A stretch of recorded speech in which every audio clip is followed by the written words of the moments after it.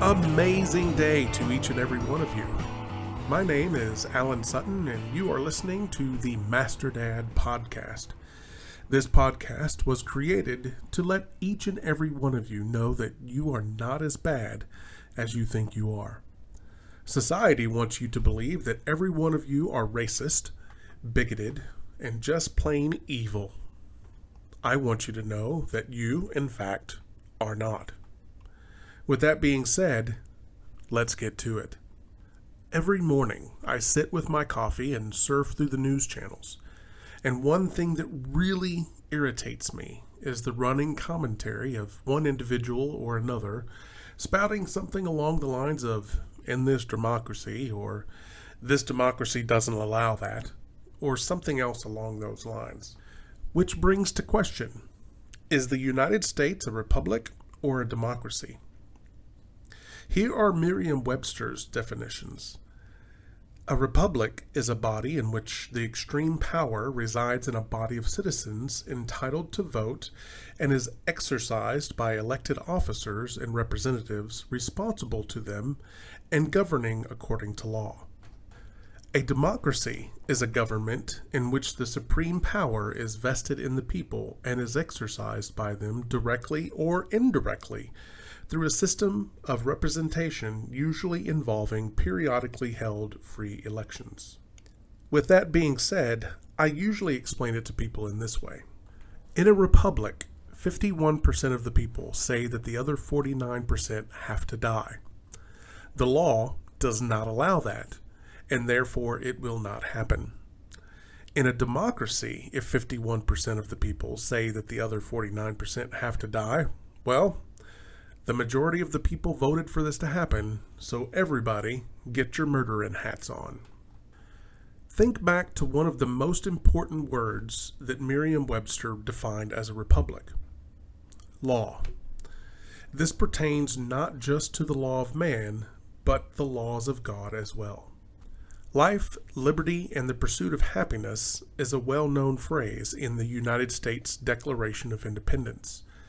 The phrase gives 3 examples of the unalienable rights which the Declaration says have been given to all humans by their Creator and which governments are created to protect. Notice that I did not say that these rights were given by the government, but rather they were given by the Creator, and it is the government's job to protect those rights. Some pundits state that the government is a constitutional republic, and I would have to agree. As long as a government is ran by the people and for the people, it is a good thing. And sometimes the people need protections against themselves, which a democracy would not provide. There are some in this amazing country that wish it to be a socialist country, but they have no idea what that means. Here's what socialism is in a nutshell as defined on the internet. Socialism is a range of economic and social systems characterized by social ownership of the means of production and worker self-management, as well as the political theories and movements associated with them. Social ownership can be public, collective, or cooperative ownership, or citizen ownership of equity. I would suggest that those individuals look into countries who have tried to become socialist and tell me if they could have done anything to make it work. I'm not going to wait, but I already know that you can't. Socialism is, by its very nature, the exact opposite of capitalism. Socialism is also, by its very nature, what people who fail at making something of themselves use to blame capitalism. Moving on. There is a statement that everybody that is a U.S. citizen has had to say at some point in their life. It points out exactly what I was talking about earlier. Tell me if this sounds familiar. I pledge allegiance to the flag of the United States of America and to the republic for which it stands, one nation, under God, indivisible, with liberty and justice for all. Notice that doesn't say, and to the democracy for which it stands, or, and to the democratic republic for which it stands. Just republic. That's it. Let's break that down further, shall we? One nation. We are simply that. One nation. Under God. Man, I could go on about this for a long time.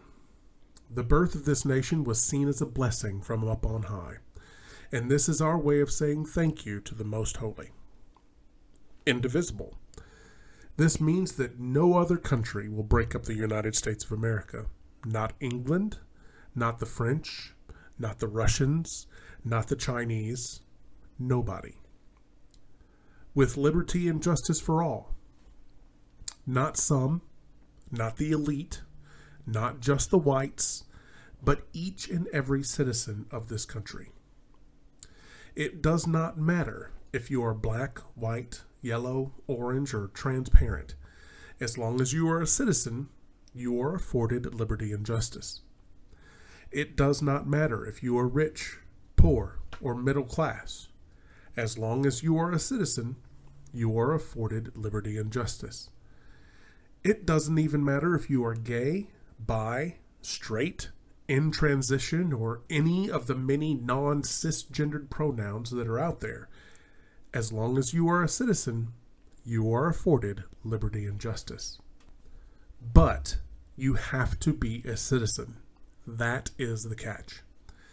Will the United States help you if you aren't a citizen? Of course we will.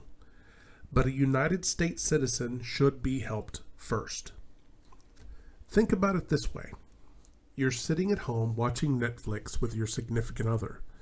Your children are in their room playing, and you hear a knock on your front door. You turn down the TV and get up to answer the door. Outside your door is someone that you do not know. You have never met them. You know nothing about them. And they ask you if they can come inside and have you feed them. Do you let them in? I don't know about you, but I would not. Now, your next door neighbor who you have known for a good 10 years loses their job and needs a place to sleep for the night. Do you let them in? I know I would. What is the difference? You know your next door neighbor. There might even be a little bit of trust there. All I'm saying is the United States needs to know who you are before you are granted citizenship. And that's what a republic is. It supports the law of the people. And if that law violates the pursuit of life, liberty, and happiness, then that law is not valid. Thank you for listening today. If you like what you have heard, please feel free to give me a big thumbs up and tell other like-minded people about this broadcast. You can also comment down below, and I will do my absolute best to read and respond to each and every comment that is provided. And I also want you guys to remember, don't take life too seriously. You'll never make it out alive.